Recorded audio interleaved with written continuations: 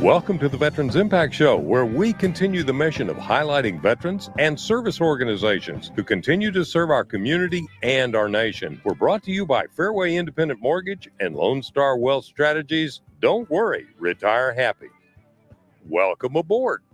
Hey, what a great day. And I've got a great friend, Captain Marc Liebman, retired U.S. Navy helicopter pilot, flew in Vietnam, SAR Rescue, a whole bunch of really great stuff. Mad Mark, I believe you said, was your call sign. Yep. Well, that's better than some of the call signs that I heard we can't repeat. And I want you to go and look at Marc, MarcLiebman.com, because he is a phenomenal author. The reason we're here today is to talk about his books and his lecture series and what he's doing. Now, I have read a bunch of them. I haven't been able to read all of them because there is a great number of books. But his Cherubs 2 and Big Mother 40, I was there, and I'll never forget the phone call I made to you and said, "Hey, Marc, this ain't fiction. This is fact that you changed a few things, right?" Correct. As I tell people, there's more fact than fiction in the books. However, when I submitted them to the Navy for approval, they're fiction. And that's my story, and I'm sticking to it. The other thing that I have really enjoyed is your 1700 series, the Sail series, as you call it, and the Raiders of the Scottish Coast. And that is a phenomenal book that takes you back in history to the 1700s. And it's just so much history. I think anybody who wants to study history, go look at these books. Go get these books. They're on Amazon. Now, you've got a new book coming out that, let's talk about it, Insidious Dragons. Yeah, so Insidious Dragon is going to be the third book in I guess, the third series that I'm writing. And the series is focused on counterterrorism. And what I wanted to do in each of the three books, and there may be there'll probably be a fourth when I get around to writing it, are threats to the U.S. homeland that don't get a lot of press, but are very real. And the government really doesn't like to talk about them. So the first one that came out was Flight of the Pawnee. And it is about Al-Qaeda sending somebody to the U.S. to kill at least 10,000 Americans in one attack. And he figures out how. And to give you a little bit of a hint, it's about chemical warfare. Whoa. Okay, so as I tell people, I will take no responsibility for keeping you awake at night or the fact that you'll no longer go to a sporting event that doesn't have a roof on its head. So it takes place here in North Texas. The second book in the series is Failure to Fire, and that's about Al-Qaeda sending teams to the U.S. to shut down the U.S. air transportation system.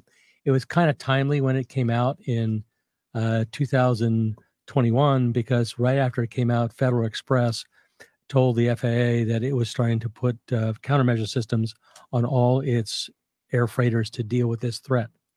So that book has came out, and both those books I've taken back and I've rewritten. Rewritten is probably too strong a word. Re-edited, changed some things around in them. If you read the first one, you probably will see some of the changes. Or the first edition, you see some of the changes. And Flight of the Pawnee should be out in the next week or 10 days. Failure to Fire should be, the second edition should be out probably by the end of July, early August, which brings me to the third book in the series, which is Insidious Dragon. Well, what's the premise of it? I mean, the premise is cyber terrorism, etc. But can you, without giving it away, can you kind of give us a little teaser? Sure. The book is set to take place before SARS and before COVID. And what I did was pick an enemy, People's Republic of China, and have them look at diseases that they can promulgate in the West that will create fear and havoc. And so I picked a disease. I won't tell you which one it is. And so what you have is a senior officer on the Chinese General Staff in charge of the program. He wants to do a test, and the test takes place towards the end of the book. And there's a scientist who grows up in the PRC, comes to the United States. She has relatives in the U.S. She does her doctorate in virology, goes back to the PRC. She's roped into this program, and she's providing information to her cousin. I won't get to the rest of the plot, but anyway, what I will say, one thing: the last part of the book has probably the greatest helo flying scene I've ever written, because it's an extraction from the People's Republic of China that involves Su-27s, or what the Chinese call them, missile shots, a wildly gyrating helicopter with stealth panels on it that did exist or does exist, as we now know from the raid on Bin Laden that killed Bin Laden. And but it has some really cool things. I took a lot of stuff from what I learned when I was a helo pilot in the late 70s, or excuse me, late 80s, early 90s, about dealing with missiles shot at you from airplanes. Whoa. Yeah, it's about 3,000, 4,000 words at the end of the book, and the actual action sequence takes place over about 15, 20 minutes of time, but there's chaff, flare, gyrations, airplanes. I won't get into the rest of it, but it gets my juices going every time I've read it. I can imagine. Well, and you flew some of it, or you flew something like that. Yeah, so it's based, like I said, it's based on stuff I learned.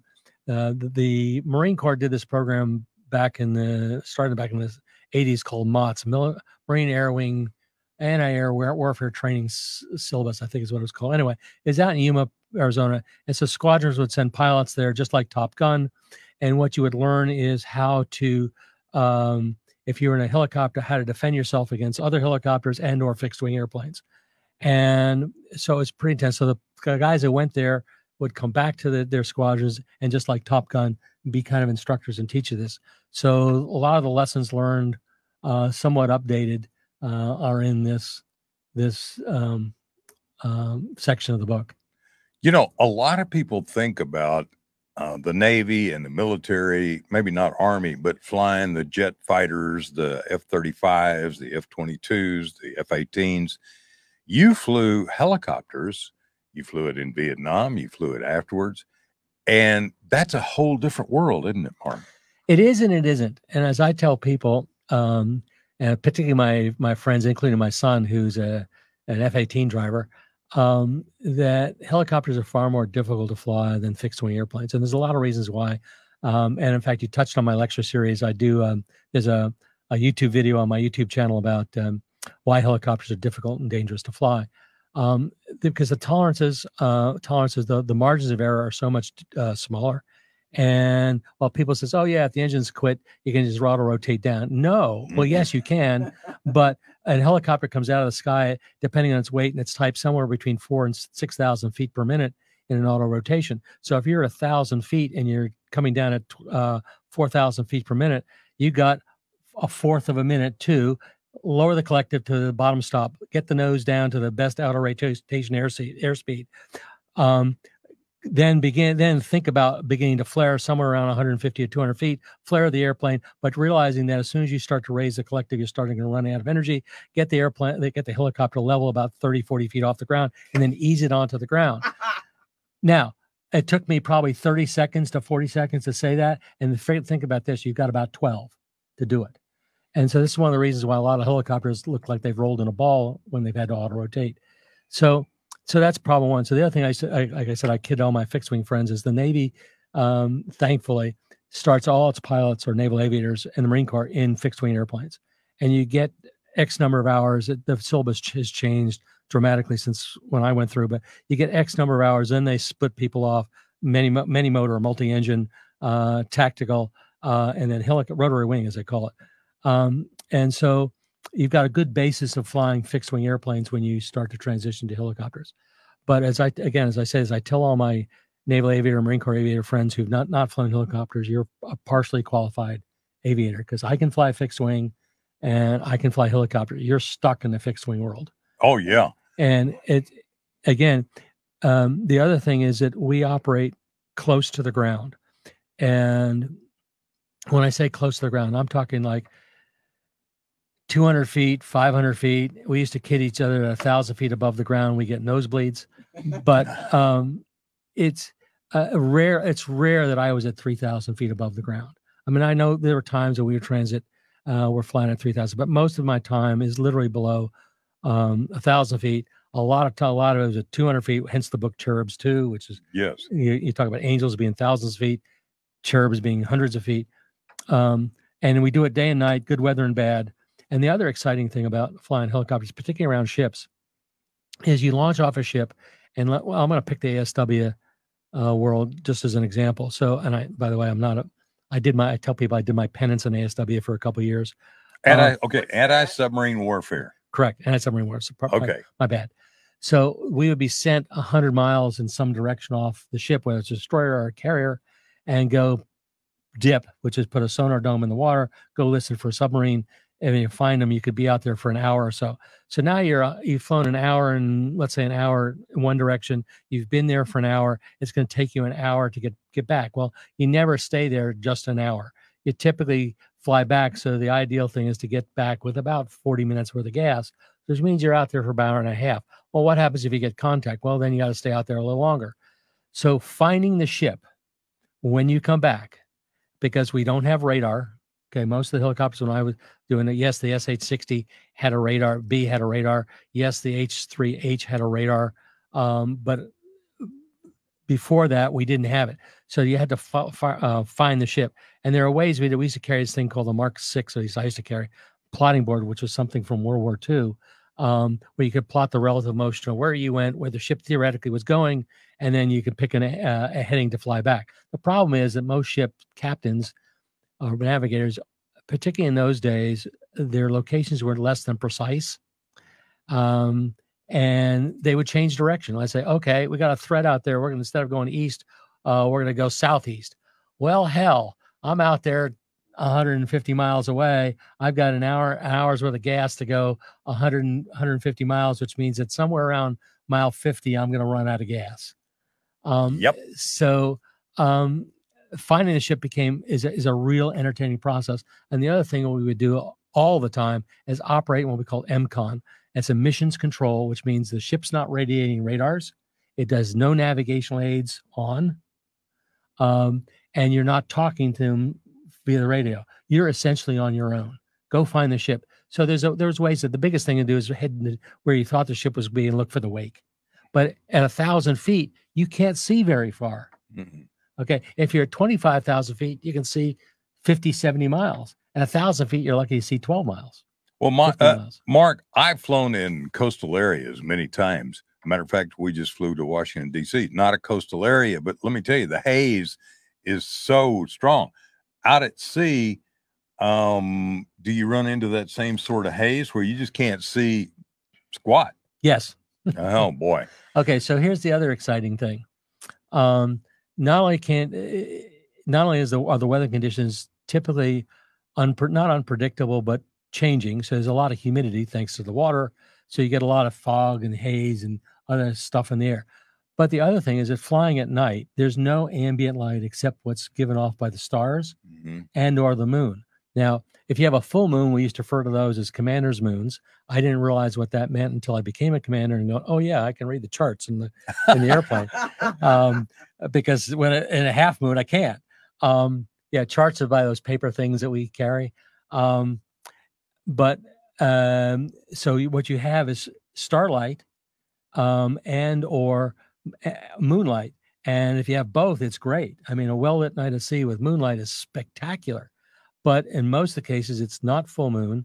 There's clouds in the sky. So the best way I can describe what's like flying at night over the water, well out of sight of land, is to go into your master bedroom closet, close the door behind you, put a towel down the crack on the floor, wrap a towel around your head, turn out the light, and now you have a towel around your head so it's over your eyes and tight so you can't see out of it. Then turn off the light, and now you have your idea of a well-lit night at sea without starlight. It's dark. I remember those because I was on the Oriskany and the Hancock, maybe my last tour on the Oriskany. And I want to add another thing because I was in maintenance administration and I was with an A4 outfit. Matter of fact, McCain was one of my pilots. Then I transitioned to helicopter rescue, HC-1. And in HC-1, we had the Hooky Took, which you flew with the UH-2C. One of the things about that was the clamshell doors on the front leaked. Yes. And if you guys got into any kind of rainstorm, which frequently happens at sea, and at night you can't see when you're flying into one of those things, and you got no radar, and all of a sudden the water comes through the clamshell doors, and you're out of instruments, period. Correct. There was a simple fix. So the answer that happens to everybody at least once, flying through a rainstorm, and literally you lose everything, your gyros. The only thing you have is your pitot-static instruments, and you're flying partial panel on instruments in a rainstorm in a helicopter that doesn't have a whole lot of legs in terms of how much gas you have. H2 has the C models had 2.5 hours light off to flame out. So the fix was really simple.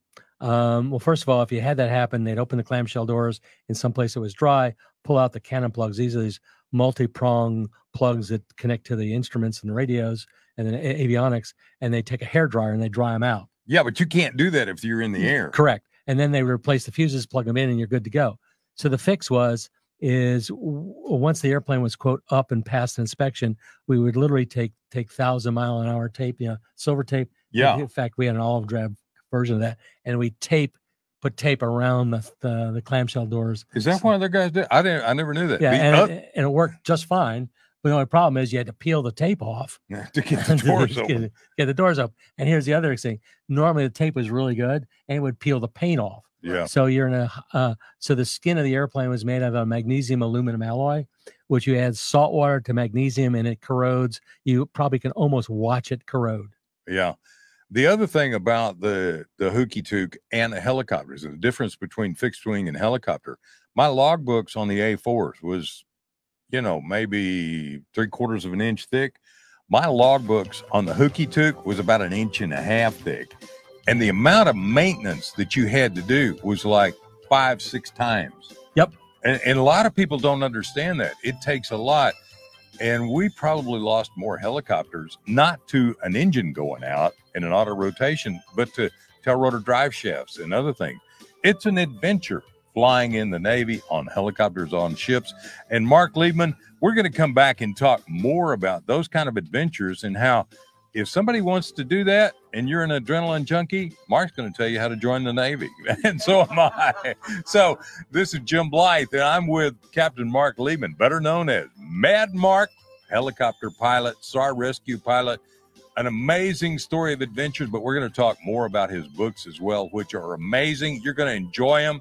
Go to Amazon and get them, marcliebman.com. We'll be right back after these words from all of our partners.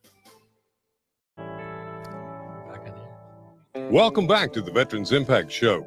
And thanks to our sponsors, Fairway Independent Mortgage and Lone Star Wealth Strategies. Now, let's continue this great conversation. Let me tell you, this is like bringing all the memories back and having a fabulous time with a fabulous friend of mine, Captain Marc Liebman, Mad Mark. I got to tell you, he was a helicopter rescue pilot. If you're just now tuning in, the stories we're going to be telling, sea stories, are amazing. But more than that, you want to have a great read, you want to have a great time, go to Marc Liebman, MarcLiebman.com. Look at his books. They're on Amazon. Matter of fact, one of your books, or several of your books, have been national bestsellers, haven't they? Yeah, 5 of them have been Amazon #1 bestsellers. Big Mother 40, Raiders of the Scottish Coast, the Simmershire Island Incident, Forgotten, and I'm leaving one out. Oh, A Flight of the Pawnee.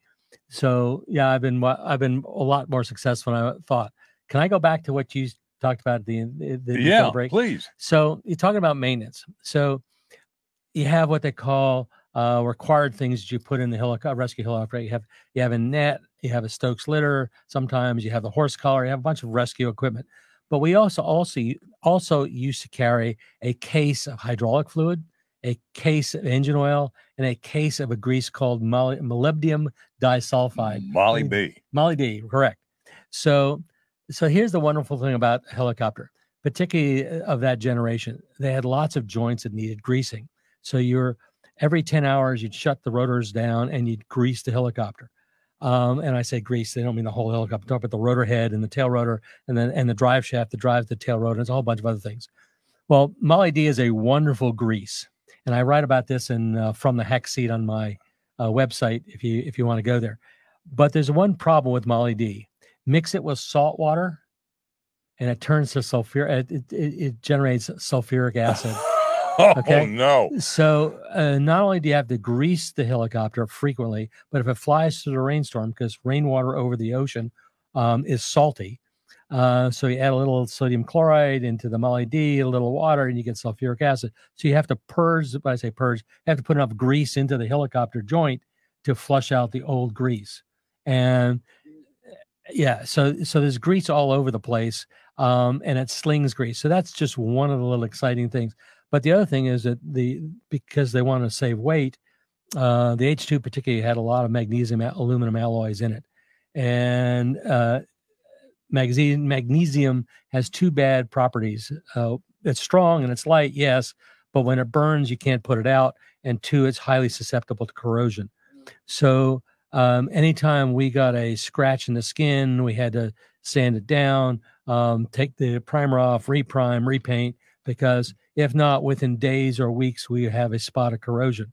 Now, it's not so bad on the skin of the airplane, but the cases for the transmissions were all a higher content of magnesium. So anytime they got a scratch in them or a mar, it was a crisis, because you could literally see the magnesium, the corrosion bubbling up the paint. Yeah. And so you have to, by the way, that's one of the places, one of the reasons, the stuff that you probably and I use all the time, Scotch-Brite. Yeah. That's where it came out, because it'll take the corrosion off very quickly.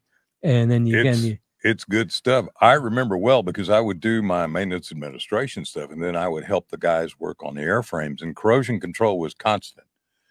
We had 2 helicopters, sometimes 3 on board. And then sometimes HC7 came out with the big mother, and that was phenomenal. I mean, the difference between the 2 helicopters was like day and night. But when you talk about doing an auto rotation, that's when the engine stops and you basically fall out of the sky in a control fall. And then hopefully you're able to hit the collective and set it down. As you said, it takes a matter of seconds. My good buddy, who is XO of our debt, and he's no longer with us, Lieutenant Michael Bogelski, I think he ended up being a lieutenant commander, took me up one time on a training mission and said, "Hey, you want to go with us?" And I'm going, "Yeah, man. Okay." So I'm sitting in the back of it, and he gets over the end of Ream Field and pulls an auto rotation. Until you've done that, until you've been sitting there and you watch your tummy fly right up to your mouth, and all of a sudden the whole world just sort of stops as you drop at some phenomenal speed. Let me tell you, you can't even get the "Oh good God" prayer out. I'm telling you. Yeah, you got about 12, 15 seconds, so you don't have time for prayer. The other exciting thing is, I tell people, is that they say, "Oh yeah, you can glide down in auto rotation." No, because the where you're going to land is between your feet. So there's always a chin bubble. You can see the glass. So it's between the rudder pedals. It's an interesting ride. The good news is that the SH-60, which is essentially an Army Black Hawk, and the variants of it, has gotten so reliable that dual engine failures, which is typically what cause auto rotations, are, I'll say extremely rare. They still happen, but they're extremely rare. The other exciting thing is common, or was common, is, again, if you don't grease the tail rotor drive shaft, it will either shear, which means you have a tail rotor that's not under control, it's just turning, and then it stops. Which is not good. Not good, correct. Or you have, that's called a tail rotor drive shaft failure. Then they have another exciting emergency called a tail rotor failure itself, where the tail rotor gearbox fails and the thing stops. But the helicopter is eminently flyable, as long as the vibrations of the failure doesn't cause a catastrophic failure of the fuselage. I got to tell you, I watched all of this and I had so much respect. And my A4s, we had 12 killed in action. We had 5 POWs. I didn't lose a single helicopter when I was overseas. And I think that's because of the quality of the maintenance that we did, because so much more of it, and the people and the pilots we had were so amazing. Plus the fact we were not flying in over North Vietnam trying to drop bombs. my A4s were, and that was a really, really tough situation. So we're going to take this break to hear from all of our sponsors. By the way, I want to tell you, I'm Jim Blythe, and I work for Fairway Independent Mortgage. My NMLS number is 311548. Our corporate one is 2289. I am a very, very specialized mortgage lender. I do only reverse mortgage lending for seniors. If you want to know more about that, just contact me, jimblythe.net. Look that up. You can look at me at jim.blythe@fairwaymc.com, and I'm here for you. We'll be right back, and we're going to talk more and tell war stories, and then I'm going to get him to talk about Raiders of the Scottish Coast. I'm going to get him to talk about what it was like to fly into North Vietnam that wasn't supposed to be there. All right, we're going to be right back. This is Jim Blythe, Veterans Impact Show. We're here for you.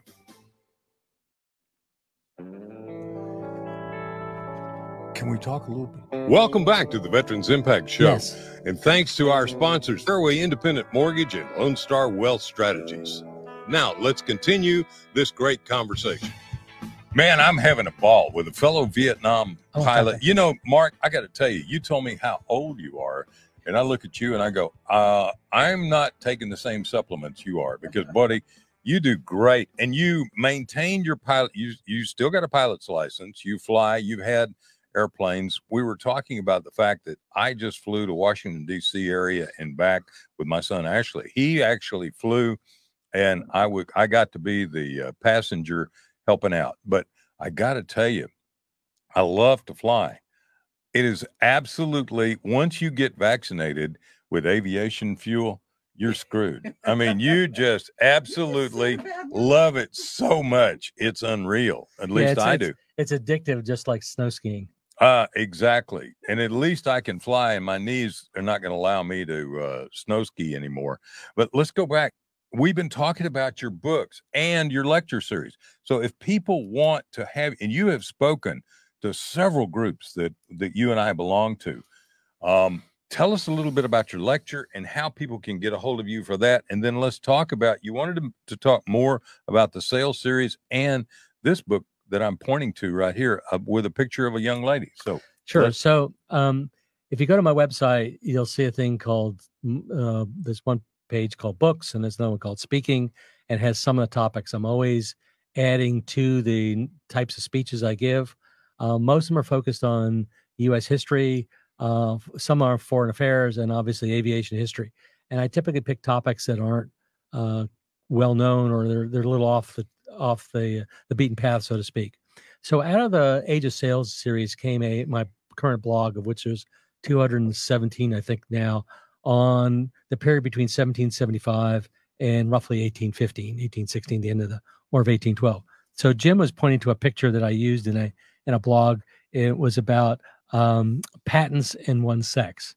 And the reason is that if you go back to the American Revolution, you can see the beginnings of what I call the emancipation of the American woman. And women were inventing things. And the reason for this is because when the men were off to war, the women were in charge of the store, the farm, the business, whatever. And so the problem is that U.S. law, which we took off in English law, is women couldn't own anything. So a patent is considered an asset. Mm-hmm. And so it's property. So the man owned her property, which is a lot of women didn't file patents. However, there were a couple early ones in the 1790s of all places, and it began to pick up steam in the early 1800s. So I wrote a blog on that because I thought it was fascinating to find out what they're writing patents about and they're all in the U.S. Patent Office today. And so that's one of the topics of the blog. But I also get into some other issues. And one of the things I learned in one of the speeches I'm about to give next week, as a matter of fact, is about the 10 issues that the U.S. faced in the 1790s that we still face today. And if you look at all the political issues that we're facing in 2023, every single one of them we dealt with in the 1790s. So the question now becomes is why are we still doing it? And that's just the nature of democracy. That's well beyond, that's a whole show unto itself. Yeah. But the point about this is that this country has gone through a period of growth and a period of change. And the context around the country's growth drove a lot of the things that caused a lot of these issues, these political issues. And so I don't want to give away the speech, but it's kind of interesting. If you want to hear this next one, it's at the Military Order World Wars Youth Leadership Conference at Texas A&M, and I'm giving what's called the 10 issues that still plague us today from the American Revolution. And it's, I think, early in the morning on July 18th, next Tuesday, or a week from this coming Tuesday. But to me, it's a fascinating topic. But I keep finding all these little tidbits of stuff that's not in history books, and so that's what I'm writing this blog about. And it's been, as my publisher and editor says, it's been a PhD in early American history. Absolutely, and I find it fascinating. Now, and going back, you wrote Cherubs, you wrote Big Mother, you wrote these other books, and then you got asked to write a series about sail, about the 1700s. Tell us a little bit about that and talk about your wonderful book there that I really enjoy. And you've got several of them of that series. Yeah, so the Age of Sail series, I call it officially the Jaco Jacinto because that's the main character's name, came about as I was talking to my publisher. We were having dinner in Tucson where he lives, and with the editor, my wife, his wife, and the spouses. There's 6 of us sitting around the table, and the publisher looks at me, and he's a retired British Army SAS officer. And he looks at me and says, Mark, he says, you once told me you were a fan of Horatio Hornblower and Aubrey Martin's series on the Royal Navy and Richard Balafell's Alexander Kent. And I said, yeah. He says, well, why don't you write a series about that? And I thought about probably about 2 or 3 nanoseconds and said, sure. And then he asked me, he says, well, why don't you give me a proposal or, kind of an outline, but it's got to be a series. Okay. How long do you think it's going to take to get the first manuscript out? And I thought, okay, 6 months, which is the longest I had taken up until that point, which is time of first, sitting down to outline the thing, till I sent him a manuscript that I thought was publishable. Well, 15 months later, I delivered the first manuscript. I had no idea what I was getting myself into, and the research required was phenomenal. But what I did was I looked at the series that I was fans of and read a couple other books, and very few of them involve what was known as the Continental Navy. So I decided to have the main character in the Continental Navy and then a secondary main character in the Royal Navy, start them off as enemies. They become friends in the first novel, Raiders of the Scottish Coast. And then their careers during the 2nd, 3rd, 4th, and I'm under contract for 6, I believe, and we're talking about 8 now because they're doing really well. Anyway, their careers are going to intertwine and get closer and closer together. I won't tell you what happens because I've written up to books 5 or 6 now, at least finished the first draft. I proposed that in the first 3 books in the series, and he says, I love it, go do it. So like I said, 15 months later, I delivered the first manuscript. But it was an education. And so in Raiders of the Scottish Coast, you'll learn who the first man who plotted the Gulf Stream accurately. The footnote to the story, or the real part of the story, is not just the map, which you can look it up on Wikipedia, but is the fact that the man who is at the time the Postmaster General for North America for Royal Mail takes it to the Royal Mail and says, hey, look, if you know how this thing flows in the Gulf Stream, you can reduce the time for a ship to sail from the United States to England and vice versa. And he said, and Royal Mail said, why would we want to do that? We just put them on the mail on Royal Navy ships or merchant ships. Okay. So then he goes down to the Admiralty and talks to the Admiralty, and this is a quote from the creator of the map, who is a gentleman by the name of Benjamin Franklin. You've probably heard of him. Oh yeah, nice guy. Yeah, nice guy. Kind of involved in the American Revolution. And the senior officer in the Admiralty tells him, why would we want to follow the musings and ideas of American merchant seamen and fishermen? Okay. In other words, go away, don't bother me. So a year later, or a couple of years later, Franklin is in Paris in 1778 negotiating the French, and for the alliance. Eventually, the French joined the American Revolution, and so he goes down to the French equivalent of the Admiralty, and he winds up with this chart that he'd pulled together on the Gulf Stream, and he shows it to the French, and the French Marine Ministry goes, "Mon Dieu, my God, this is fantastique. This is fantastic," and they begin to include it in the French maritime charts. So fast forward to 1781. De Grasse is in the Caribbean with most of the French fleet. He's gone down there because the French are wanting to take British islands in the Caribbean. Cornwallis is maneuvering to Yorktown. The French generals want the French fleet to block the Chesapeake Bay from the Royal Navy, and they send a messenger down who avoids on a ship, avoids the Gulf Stream, so he's not going against a 3-knot headwind. And De Grasse gets in the Gulf Stream, and the Brits, who kind of know what De Grasse is doing, figure he's not going to be there for another 2 weeks or 3 weeks. Well, De Grasse gets his ships in the Gulf Stream. Now, keep in mind, this is an era when the ships make 6 knots, particularly the ships of the line. So you add the 2 to 3 knots of the Gulf Stream. Makes all the difference in the world. Yeah. So De Grasse is sitting here waiting for the Brits when Admiral Howe shows up off the Chesapeake, and the rest is history. The battle was a draw, but the British had to go back to New York. The reinforcements weren't delivered to Cornwallis. Cornwallis is now bottled up. He surrenders. But that's not the end of the American Revolution. But my point is the French took advantage of this knowledge from one each Benjamin Franklin. So there's lots of little tidbits about this. And I'm exaggerating a little bit or simplifying what actually happened. But so what came out of this, like I said, it was this blog, and I deal into all kinds of interesting issues. In fact, I'm about to, one was patents. There's legislation.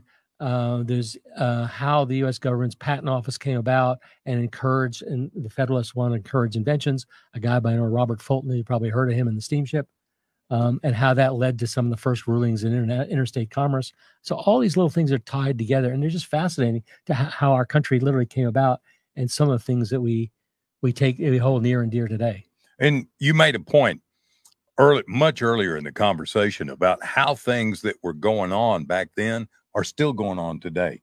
And I think there is an old adage, history repeats itself, as well as if you don't understand history, you'll repeat the mistakes in the past. And so I want to encourage everybody, let me interrupt you and go back to Marc, MarcLiebman.com. You're going to find these blogs. One of them that looks very interesting to me that I'm going to listen to is the causes of the American Revolution, and then causes the U.S. second struggle for liberty. These are fascinating to me because I love history, but most of all, the books that he's written, Raiders of the Scottish Coast, and the other books in that series, as well as Cherubs 2. If you were in Vietnam and you were anywhere near a helicopter, you want to read that one. You want to read Big Mother 40 and all of the rest. Render Harmless, Flight of the Pawnee, and your latest one coming out, Insidious Dragon. Ooh, that's really current. Yeah, the book takes place in 2002, 2003. Again, the timing is before SARS and COVID, so I didn't have to deal with that aftermath of that hangover to affect the plot. So I basically picked a time right after the turn of the century.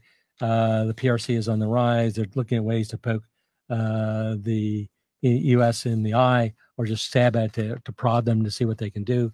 So I picked kind of, I'll use the word loosely, a clean period. And then it took a lot of interesting research. I spent a lot of time talking to a virologist who actually read the book and cleaned up some of the segments. One of the things I took out were a lot of the details of the lab scenes because people's eyes will just roll back into the head. I wanted to focus on what was happening and why it was happening, as opposed to putting this thing into a petri dish and adding this chemical. There's enough of that in there to give you a flavor. But then the other thing that I spent a lot of time doing is research in culture of the People's Republic of China and its history.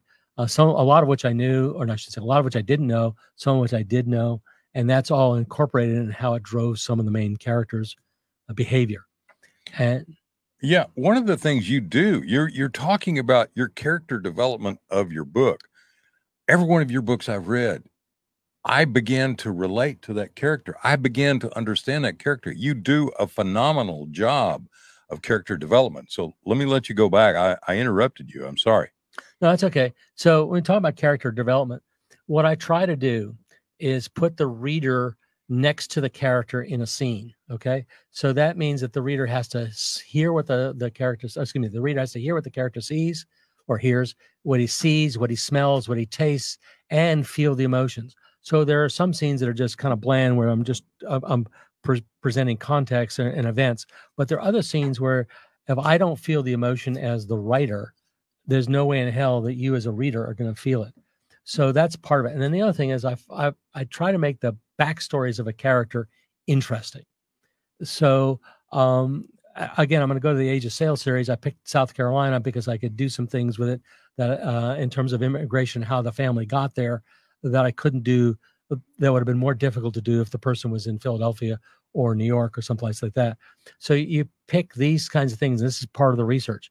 For those who don't know, I spend probably 40% of the time writing the first manuscript, maybe more, doing research. There are some days I'll spend a morning or an afternoon researching a simple topic. I tell this to people all the time. In Render Harmless is a scene in a restaurant in a hotel in East Germany. And I had been to that hotel, that restaurant as a kid with my parents.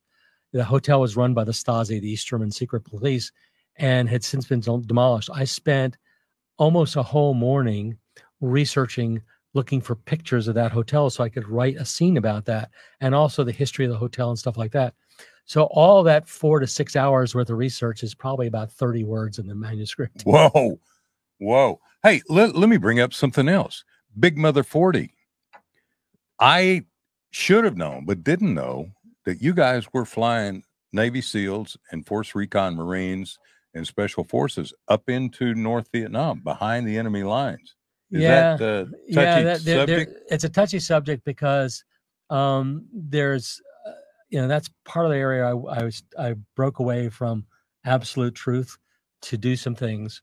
But the fact of the matter is the U.S. had an active campaign, sometimes done by the Air Force, sometimes done by the Navy, of putting recon teams in, and I'm using SEALs because it's much more difficult and it's a whole nother level of complexity. If I wanted to use a CIA team with Montagnards being put into a Hong part of controlled part of Laos, because they're different tribes, it's a whole nother level of complexity in the plot, which just takes up space and really isn't germane.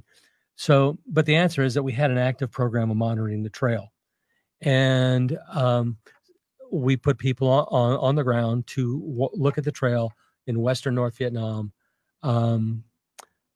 And like I said, it was a pretty active program. And then the helicopters would stage out of the base. The reason the Army wasn't involved is they didn't have anything that could carry as many people as we needed for as far as we had to go. Let me tell you, I had a really close friend in college after I got out of the Navy, and he was one of the first Navy SEALs. And he told me about some of this stuff, and I was like, really? And then when I emceed an event at the Joint Reserve Base, Welcome Home Vietnam, at a Blue Angels air show, they asked me to interview and introduce this guy that was Force Recon Marine. And I walked up to him and I said, I'm Jim Blythe, blah, blah, blah. We're going to do this. And by the way, I had a real good friend in college who was a Navy SEAL named Jim Underhill. And he looks at me and he said, Big Jim, yeah, that was my partner. All of a sudden, it came back. Bob is in Dallas, living in Dallas today, and he was there with Jim. And I really didn't know how much was up there. So let's come back in just a second after these words from all of our partners. This is Jim Blythe, Veterans Impact Show. We're here for you. Welcome back to the Veterans Impact Show. And thanks to our sponsors, Fairway Independent Mortgage and Lone Star Wealth Strategies. Now, let's continue this great conversation. All right, I've got Marc Liebman. This has been so much fun for me. Marc, we're going to continue the conversation. You had something you wanted to bring up that's really... Yeah, I just want to say that a lot of the stuff that was done is slowly starting to come out as it's being declassified. Some of it's not, or probably never will be. But I wanted to wrap up with a couple things. One is that, and this is somewhat self-promoting, but it's also, I think, useful for people. The blogs that I write about American history are non-political. I stay away from a couple, the political side of it, at least as it applies today. I'm just presenting facts as they are today. The stuff I write on aviation history and is far more is also done out of a love of aviation, but also to to help in some cases change the narrative. I do one on the Wildcat versus the Zero, because the record is actually far different from the current narrative. So you can find a lot of this stuff on my YouTube channel. I'm always adding stuff. I'm probably going to add 2 more videos this month. You can find the blog on my website. There's lots and lots of stuff about it. Aviation is what I call From the Hack Seat. And then the other one that I write occasionally when I get inspired to do it or have the time is called Fun and Dumb Things I've Done in an Airplane or Helicopter. And the older I got, the fewer dumb things there were. Isn't that always the case? Yeah, but there's some of the things I did as a younger pilot. I go, what was I thinking? But anyway, so there's lots of stuff on my website. It's not just about the books. So there's a lot of stuff about the books, the history, the characters, the family trees. I spent a lot of time, because what I'm doing is I'm really sharing my research and the results of it and how you see it in the book. So, for example, a lot of people don't understand the value of a barrel of rum in 1780. I've got a whole calculation of how it was and and why it was so valuable and so such interest. So there's all kinds of stuff like that, like prize money and other stuff. Anyway. Yeah, that was fascinating. I didn't know about the prize money in the 1700s and how that built the wealth of a lot of people. And also it was about the third largest source of money to fund the American Revolution. That's pretty amazing. And what a lot of people, I don't know why we don't think this way, but United States is a maritime nation. Correct. We basically are surrounded on all sides by the ocean. Gulf of Mexico, then, from California on up, and then up and down the East Coast, and then the Great Lakes are now maritime. Yeah, so one of the next videos I'm going to post on my YouTube channel is called Naval Lessons from the American Revolution. And there's 4 of them. I'm not going to get into what they are, but yes, we are a maritime nation, and we have been so since day one. And I also tell my Air Force friends and my Army friends, if it wasn't for the Royal and Canadian and U.S. Navies winning the battles of the Atlantic in World War I and World War II, victory in Europe would have been impossible, to say nothing of victory in the Absolutely. Pacific. And then also any scenario that we dealt with in the Cold War and the war in Europe with the NATO required the U.S., Canadian, or the Allied navies, let's leave it at that, winning the Battle of the Atlantic.